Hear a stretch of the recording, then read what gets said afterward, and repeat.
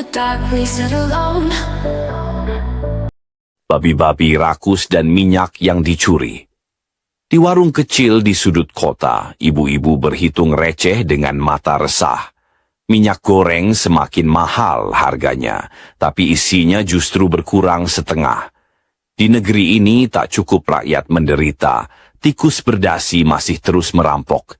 Babi-babi rakus menipu dengan cara baru, mengurangi isi botol, menaikkan harga semaunya.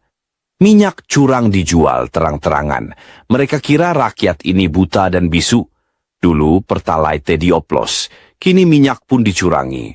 Lalu apa lagi? Udara berbayar untuk bisa bernafas? Menteri berteriak, tak ada ruang bagi penipu. Tapi di pasar, minyak curang masih laris dijual. Rakyat bertanya, siapa yang kau lindungi? Kami atau mereka yang duduk di kursi tinggi? Mereka makan enak di ruang dingin, sementara rakyat menakar minyak dengan hati-hati.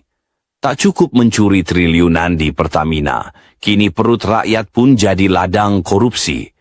Bajingan-bajingan ini tak pernah kenyang, darah rakyat mereka peras habis-habisan. Hari ini minyak goreng, besok apa lagi?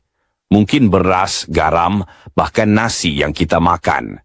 Rakyat marah, rakyat muak. Kami bukan sapi perah, bukan budak. Jangan kira kami akan diam selamanya. Tikus-tikus dan babi busuk, waktumu akan tiba.